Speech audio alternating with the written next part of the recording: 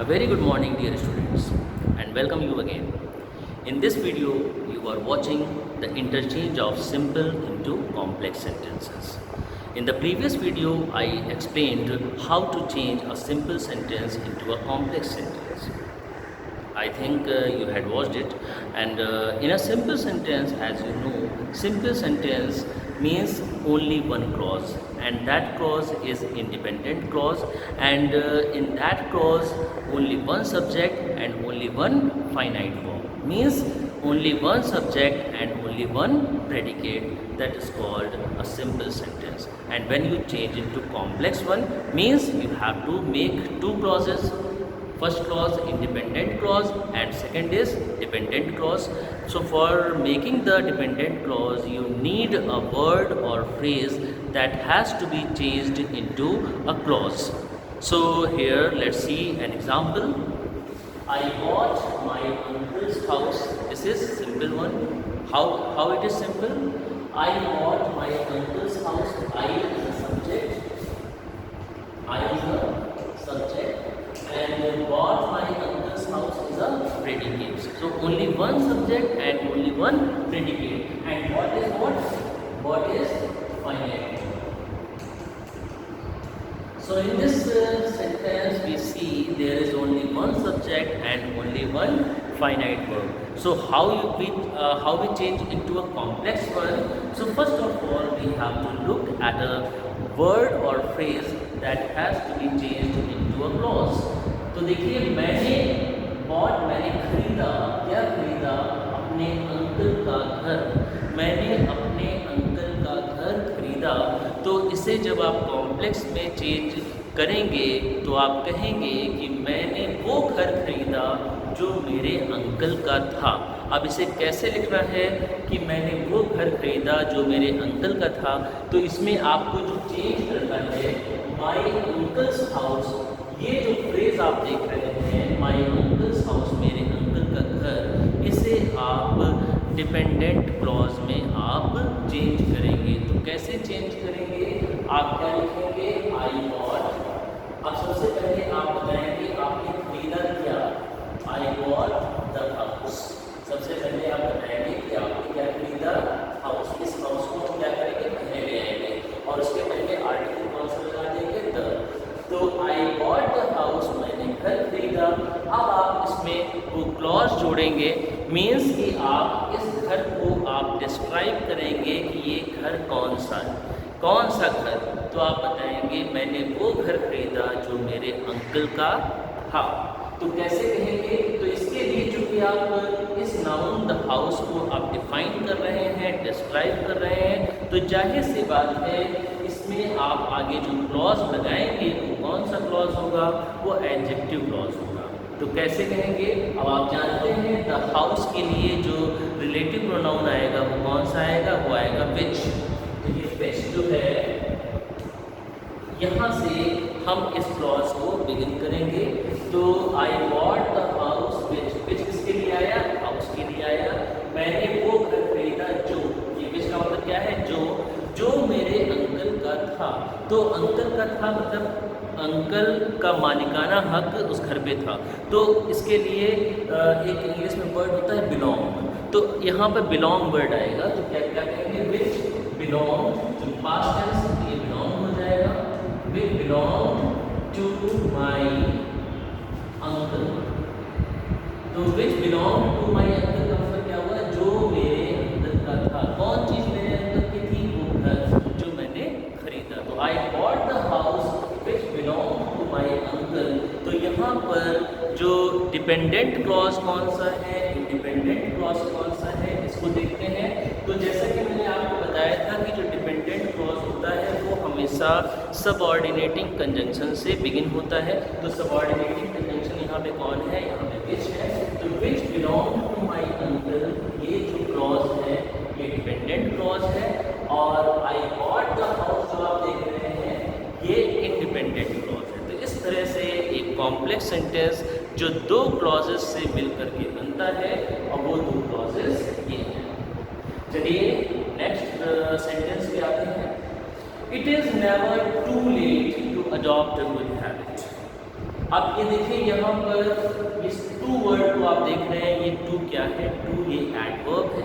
और आप जानते हैं जब किसी एडजेक्टिव के पहले जब हम टू लगा देते हैं, इस टू एडवर्ब को लगा देते हैं, तो इस टू का मतलब होता है मैनी, मतलब that is more than necessary, मतलब that is more than required, मतलब इतना ज़्यादा जितने ज़्यादा की ज़रूरत नहीं है। तो इसीलिए इस टू का सेंस जो होता है वो बैड सेंस माना जाता है या निगेटिव सेंस माना जाता है। जब हम किसी चीज़ में आगे टू लगा देते हैं मीन्स इट इज़ अनडिज़ायरेबल, वो चीज़ डिज़ायरेबल नहीं है, तब हम टू का यूज़ करते हैं। तो इसके जो पहले वीडियोज़ मैंने आपको बताए थे, जो दिए थे, तो उसमें हमने रिमूवल ऑफ एडवर्ब टू आपको बताया था कि इस टू को कैसे रिमूव करते हैं। तो यहाँ पे देखिए ये टू दिया हुआ है, इसके पहले लेट के पहले दिया है। अब हमें क्या करना है, इस टू को हमें क्या करना है, रिमूव करना है। तो जब हम इस टू को रिमूव करेंगे तब इसका कॉम्प्लेक्स सेंटेंस बनेगा। और देखिए इसकी पहचान क्या होती है, टू होता है और टू के साथ में इंफिनिटिव भी दिया होता है, मतलब टू के साथ में वर्ब की फर्स्ट फॉर्म भी आपको यहाँ पर ऐसे सेंटेंस में देखने को मिलती है जिसमें आप नॉट या नेगेटिव सेंस का आप यूज़ करते हैं। तो it is never too late to adopt a good habit means इतनी देर कभी नहीं होती कि किसी अच्छी आदत को अपनाया न जा सके। इसमें आपको कहना है कि कभी भी इतनी देर नहीं होती, इतनी देर किसी के लिए कभी नहीं हो सकती कि कोई इंसान जो है अच्छी आदत ना अपना पाए। मतलब अच्छी आदत अपनाने की कोई उम्र नहीं होती। कोई इंसान ये नहीं कह सकता कि अब तो बहुत मैं बूढ़ा हो चुका हूँ या बहुत अब मैं इस आदत को कैसे अपना सकता हूँ। तो आदत, अच्छी आदत अपनाने की कोई उम्र नहीं होती। आप जब बिगिन करें तब आप स्टार्ट कर सकते हैं, ये यहाँ पे कहना है। तो इसको आप कैसे चेंज करेंगे, देखिए जैसा प्रीवियस वीडियो में मैंने आपको बताया था कि टू को हटा करके हम क्या लगाएंगे, सो लगाएंगे। तो क्या बनेगा, it is never so let. ठीक, अब उसके बाद मैंने आपको बताया था कि फिर जो है कंजंक्शन का यूज़ करते हैं, लिंकिंग वर्ड का यूज़ करते हैं, और वो लिंकिंग वर्ड कौन होता है, दैट। तो आप दैट लगाएंगे, तो it is never so let that. अब दैट के बाद में मैंने आपको बताया था फिर सब्जेक्ट लिखते हैं, फिर सब्जेक्ट के बाद में कैन नॉट या कुड नॉट का यूज़ करते हैं। तो यहाँ पर सब्जेक्ट कौन होगा, देखिए इस सेंटेंस में सब्जेक्ट इट है और तब कह रहा है कि कभी इतनी देर नहीं होती कि कोई भी अच्छी आदत अपना ना सके। तो यहाँ पर आप सब्जेक्ट के रूप में आप आई भी कह सकते हैं, वी भी कह सकते हैं या वन भी कह सकते हैं। तो यहाँ पर चलिए हम वन लिखते हैं, वन को सब्जेक्ट बनाते हैं। तो वन मतलब कोई भी, that one can not, one के बाद में क्या आएगा, कैन नॉट।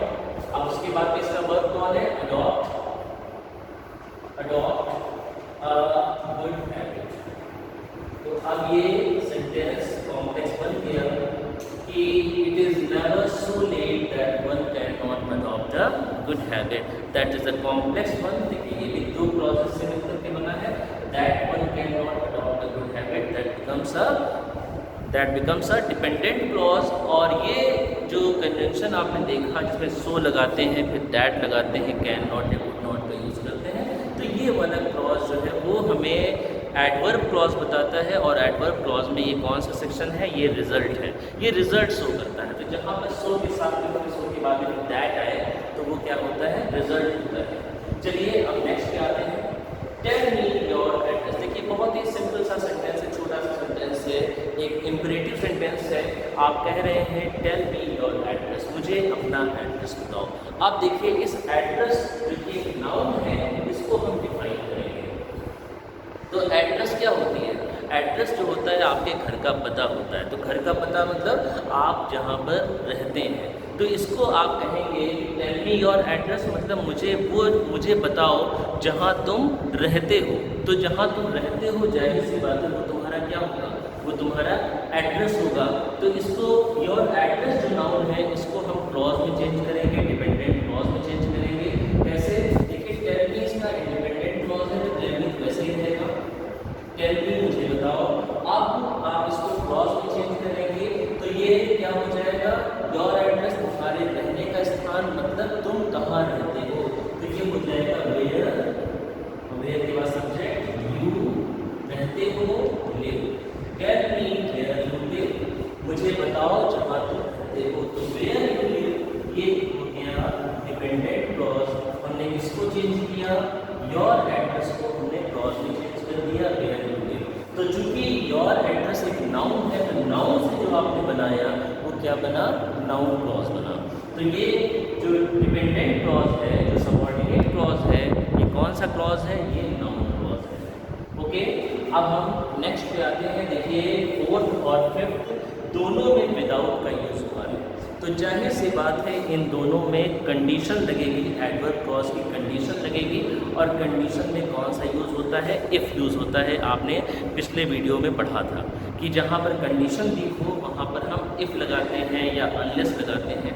तो यहाँ पे देखते हैं she can not see without glasses, यानी कि वो बिना ग्लासेस के देख नहीं सकती। तो मतलब जब तक वो ग्लासेस नहीं पहन लेती तब तक उसे दिखाई नहीं देता। तो इसको कैसे लिखेंगे, देखिए विदाउट ग्लासेस जो ये आप फ्रेज देख रहे हैं इसको आप चेंज करेंगे क्लॉज में, कैसे, अनलेस से। तो अनलेस से इसको स्टार्ट करते हैं, अनलेस शी, देखिए सब्जेक्ट शी है, she wears glasses, unless she wears glasses मतलब जब तक वो ग्लासेस नहीं पहन लेती, जब तक वो चश्मा नहीं पहन लेती। अब देखिए यहाँ पर अनलेस आया है, तो अनलेस जो होता है एक निगेटिव कंजंक्शन है, मीन्स जहाँ पर अनलेस अगर आ जाए तो अनलेस के बाद में नॉट कभी नहीं आता है, क्योंकि अनलेस जो है वो पहले से ही निगेटिव वर्ड है, इसलिए इसके बाद कभी नॉट का यूज़ नहीं करते हैं। अनलेस है, अनटिल है, लेस्ट है, ये सब वो कंजंक्शन है जिनके बाद कभी नॉट नहीं आता है। तो अनलेस शी वियर्स ग्लासेस यानी कि जब तक कि वो ग्लासेस नहीं पहन लेती। अब उसके आगे आप लगाएंगे she can not see, she can not see. तो अब शी कैन नॉट सी कौन सा क्लॉज है, ये प्रिंसिपल क्लॉज है, ये डिपेंडेंट क्लॉज है।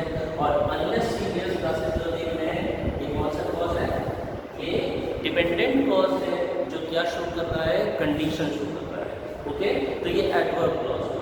अब हम लोग नेक्स्ट सेंटेंस पे आते हैं।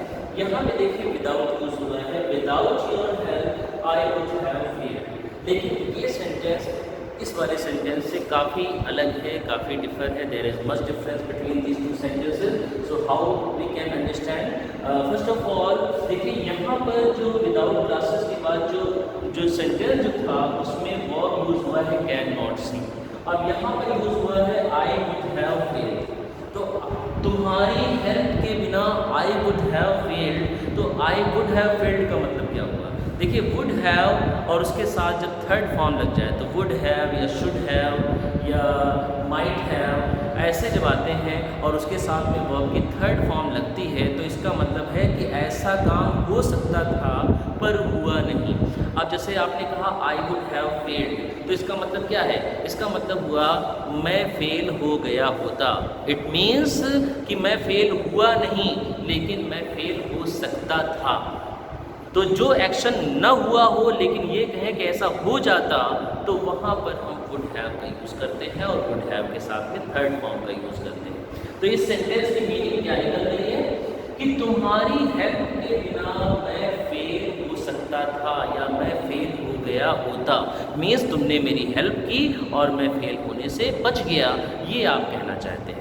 तो एक्चुअली यहाँ पे कंडीशन है, लेकिन कंडीशन जो है चूँकि पास्ट की कंडीशन है इसीलिए ये इम्पॉसिबल कंडीशन है। और ऐसे कंडीशन में आप जो लगाते हैं, क्या कहते हैं, जो डिपेंडेंट क्लॉज जो आपका यूज़ होता है, जो कंडीशन को शो करता है, जिसको हम कहें इफ़ क्लॉज जो आप लगाते हैं, वो आप पास्ट परफेक्ट में बनाते हैं।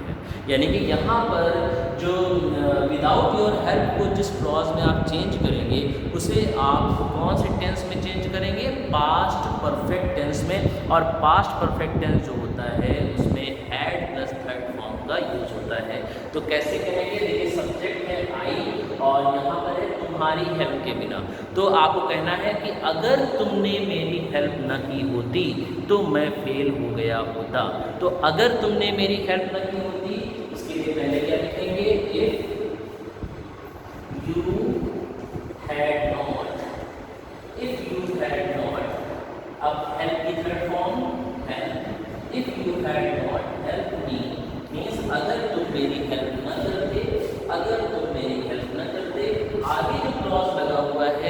इंडिपेंडेंट क्लॉज है, इसमें कोई चेंज नहीं करेंगे, इसको वैसे लिख देंगे आई वुड हैव फील्ड,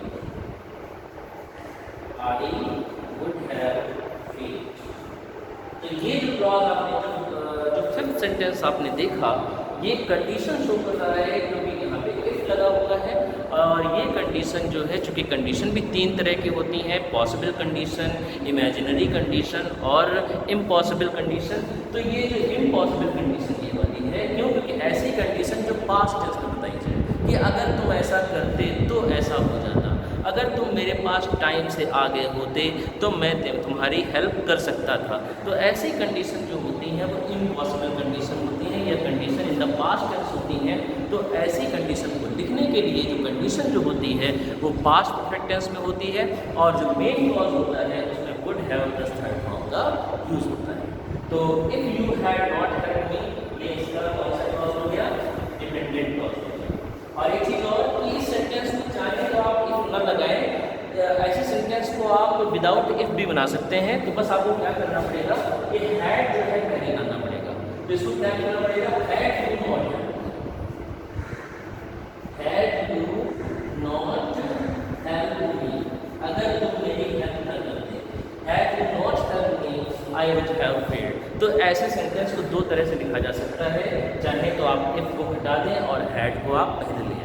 तो इस तरह से ये सेंटेंसेस आपने सीखे कि how to make a simple sentence into a complex sentence by using a noun clause, an adjective clause and adverb clause. तो इस तरह से आप सेंटेंस जो है कॉम्प्लेक्स बना सकते हैं। आई होप आपको ये सेंटेंसेस बहुत अच्छी तरह से समझ में आ गए होंगे। बाकी आप लोग प्रैक्टिस करते रहें और डेली जो है आप लोग सेंटेंसेस जो है अपनी बुक से देख के बनाएं, सिंपल से कॉम्प्लेक्स, और मुझसे चेक करवाते रहें।